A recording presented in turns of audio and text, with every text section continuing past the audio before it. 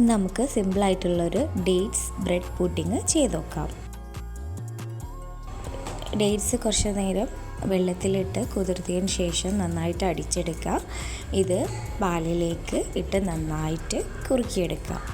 1 teaspoon vanilla essence കൂടി ചേർക്കുക. 3 table spoon cornflour കുറച്ച് വെള്ളത്തിൽ കലക്കിയതും കൂടി ഇതിലേക്ക് ഒഴിച്ചു കൊടുക്കണം. നോമ്പും പെരുന്നാളൊക്കെ കഴിഞ്ഞ് എല്ലാവരും വീട്ടിലും കാരക്കൊക്കെ ബാക്കിയുണ്ടാവുമല്ലോ. അപ്പം നമുക്ക് ഉണ്ടാക്കാൻ പറ്റുന്ന ഒരു ടേസ്റ്റി ആയിട്ടുള്ള പുഡിങ്ങാണിത്. ഇനി ഇതിലേക്ക് കുറച്ച് കണ്ടൻസ് മിൽക്ക് നമുക്ക് ആഡ് ചെയ്ത് കൊടുക്കാം. ഞാൻ ഇവിടെ മധുരത്തിന് കണ്ടൻസ് മിൽക്കാണ് ആഡ് ചെയ്യുന്നത്. പഞ്ചസാര ഉപയോഗിക്കേണ്ടവർക്ക് പഞ്ചസാര യൂസ് ചെയ്യാം. ഈ തിക്നെസ്സിൽ നമുക്ക് നന്നായിട്ടൊന്ന് കുറുക്കിയെടുക്കണം. നന്നായിട്ട് ഇളക്കി കൊടുക്കണം. അടിയിൽ പിടിക്കാണ്ടിരിക്കാൻ ശ്രദ്ധിക്കണം. ഞാനിവിടെ 4 ബ്രെഡാണ് എടുത്തിട്ടുള്ളത്. അതിൻ്റെ സൈഡ് ഒന്ന് നമുക്ക് കട്ട് ചെയ്ത് ഒഴിവാക്കാം. കട്ട് ചെയ്യാണ്ട് യൂസ് ചെയ്യുന്നവർക്ക് അങ്ങനെ ഉപയോഗിക്കാം. ഞാനിവിടെ ഒരു ഭംഗിക്ക് വേണ്ടി അതൊന്ന് കട്ട് ചെയ്ത് ഒഴിവാക്കിയെന്നേ ഉള്ളൂ.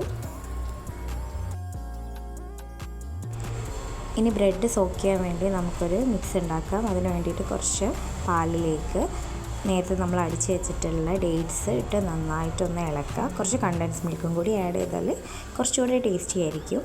ഇനി ഈ മിക്സ് നമുക്ക് ബ്രെഡിൻ്റെ മുകളിലേക്ക് ഒഴിച്ചു കൊടുക്കാം. നമ്മൾ പ്ലേറ്റ് ചെയ്യേണ്ട ഏത് പ്ലേറ്റിലാണോ അല്ലെങ്കിൽ ഏത് പാത്രത്തിലാണോ അതിലേക്ക് വെച്ചിട്ട് ഒഴിച്ചു കൊടുക്കാം. പിന്നെ നമ്മൾ നേരത്തെ കുറുക്കിയെടുത്തിട്ടുള്ള ഡേറ്റ്സ് മിൽക്ക് മിക്സില്ലേ, അത് നമുക്ക് ഇതിലേക്കൊന്ന് ഒഴിച്ചു കൊടുത്ത് സെറ്റ് ചെയ്തെടുക്കാം.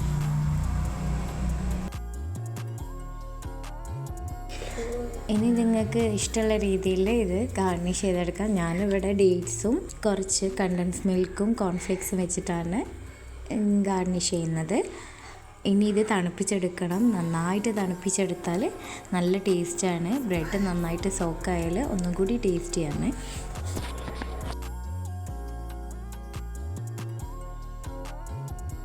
ഇന്നൊക്കെയല്ലേ വരുന്നത്, എല്ലാവരും വീട്ടിലുണ്ടാവുമല്ലോ, ട്രൈ ചെയ്ത് നോക്കും. കുട്ടികൾക്കൊക്കെ ഇഷ്ടപ്പെടുന്ന അടിപൊളി റെസിപ്പിയാണ്. എല്ലാവരും ട്രൈ ചെയ്ത് നോക്കുക.